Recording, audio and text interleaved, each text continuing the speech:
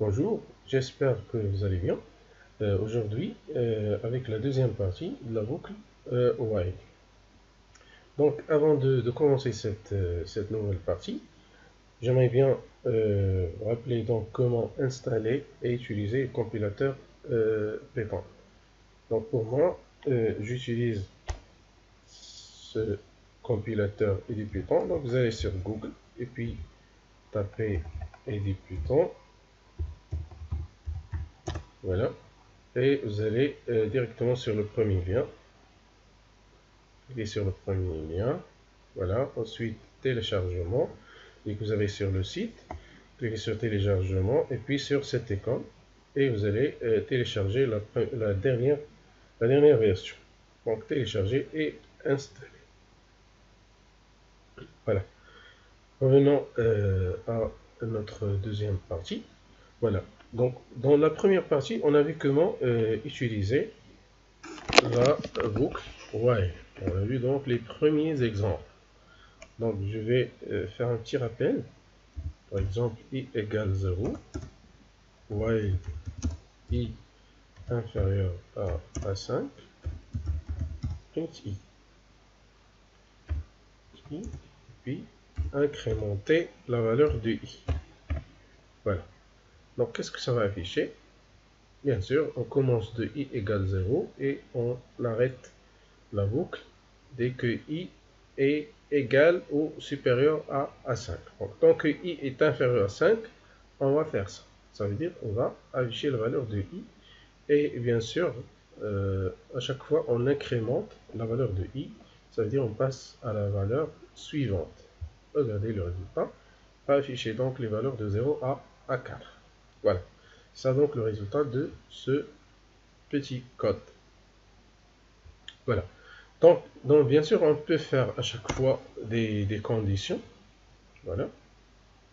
Par exemple, pour les valeurs, bien les entiers qui sont inférieurs à 5, je veux par exemple qu'il m'affiche uniquement les valeurs impaires. Par exemple, je mets mod 2 égale à 1. Voilà. Comme ça. Voilà. Exécuter. Voilà, c'est uniquement donc 1 et 3. Voilà, à partir de cette condition, et mon 2 égale à 1. Ça veut dire on va filtrer l'affichage. On affiche que les valeurs de i, telles que i mod 2 égale 1, ça veut dire i est impair. Voilà. Maintenant, on va voir d'autres utilisations de la commande while. Par exemple, on demande à l'utilisateur d'entrer une valeur, par exemple, une valeur comprise entre 0 et 5. Bien sûr, l'utilisateur peut entrer d'autres valeurs qui sont inférieures à 0 ou bien supérieures à 5. Donc, on ne doit pas l'accepter, bien sûr. Donc, la machine doit donc demander toujours à l'utilisateur de faire entrer cette valeur jusqu'à ce que la réponse convienne. Voilà. Donc, pour cela, voilà, donc on ne connaît pas le nombre de tentatives, par exemple, de l'utilisateur pour entrer donc une valeur correcte. Ça veut dire une valeur qui est comprise entre 0 et 5. Donc, on ne doit pas limiter le nombre d'itérations. Voilà. Donc, on commence de 0 et puis on va aller jusqu'à l'infini, jusqu'à ce que la réponse convienne de l'utilisateur. Voilà. Par exemple, la condition que je vais mettre, donc je commence par i égale 0 et puis je mets comme condition i supérieur ou égal à 0. I supérieur ou égal à 0. Voilà. Ou bien sûr, à la fin de la boucle, on va incrémenter i. Donc on commence de 0 et puis on l'incrémente. Par exemple, la deuxième valeur, bien la valeur suivante va être 0 plus 1, ça veut dire 1. et 1 est supérieur ou égal à 0. Ça veut dire la condition est vérifiée. Donc on continue. Et ainsi de suite. Donc, chaque fois, on incrémente la valeur et on aura toujours une valeur qui est supérieure ou égale à 0. Ça veut dire une boucle qui va être exécutée à l'infini jusqu'à ce que la réponse convienne de l'utilisateur. Donc, je vais mettre par exemple a égale int input, comme ça. Donc, je demande à l'utilisateur d'entrer une valeur et puis on teste sur cette valeur. Est-ce que cette valeur, par exemple, est-ce que a est comprise entre 0 et 5, comme ça. Donc, si a est comprise entre 0 et 5, on va sortir tout simplement de la boucle. Voilà, comme ça, on va utiliser la commande break. J'efface historique, exécution. Voilà. Donc, si a est comprise entre 0 et 5, on va sortir de la boucle. Sinon, on va continuer. Donc, on incrémente i, ainsi de suite, jusqu'à ce que la réponse convienne. Regardez donc pour l'exécution. Là. Donc, la machine va demander d'entrer une valeur. Je tape par exemple 6. 6 n'appartient pas à cet intervalle. Je valide. Voilà.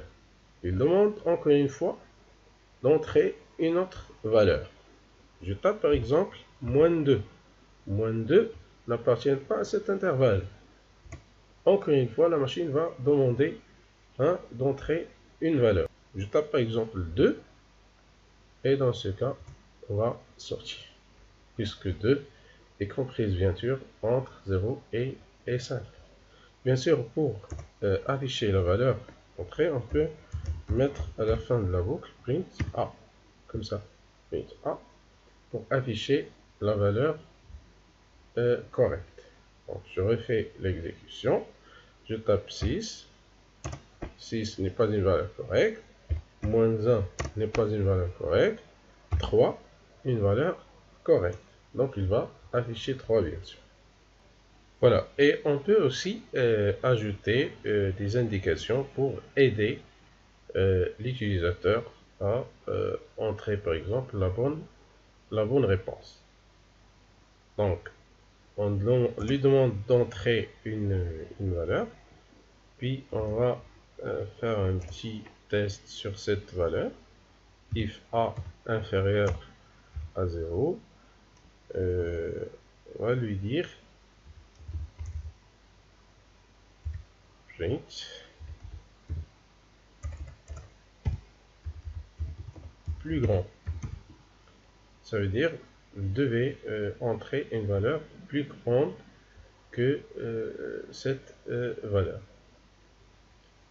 Et si la valeur entrée est supérieure à 5, on va lui dire plus petit, comme ça. Et bien sûr, si la valeur est comprise entre 0 et 5, on va lui dire, par exemple, bravo. Voilà. Et j'enlève la dernière commande. Bien. Et bon. Donc j'efface historique. Ok, donc là, a égale à int input. L'utilisateur donc va essayer d'entrer une valeur. Ensuite, on va tester sur cette valeur. Si elle est inférieure à 0, on affiche ce message.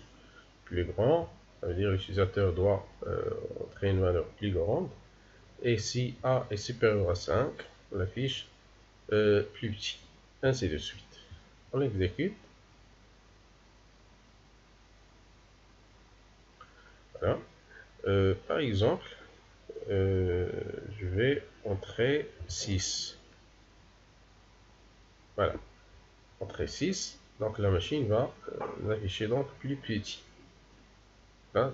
Ça veut dire on doit rentrer une valeur plus petite que 6. Je tape par exemple moins 3. Plus grand. Donc la machine a affiché plus grand. Plus grand que moins 3. J'affiche moins 2. Plus grand que moins 2. Moins 1. Plus grand que moins 1. Et si j'affiche par exemple 2, oh, voilà. Voilà.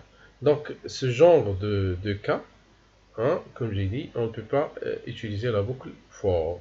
On va utiliser seulement la boucle while dans la programmation Python. Voilà, donc c'était l'objectif de cette vidéo. Comment utiliser la boucle while avec la commande de sortie break et avec donc l'utilisation d'une boucle à l'infini. Et à chaque fois, bien sûr, on peut l'arrêter quand on veut, donc en utilisant cette commande break. Voilà. Donc n'oubliez pas les prochaines vidéos et merci.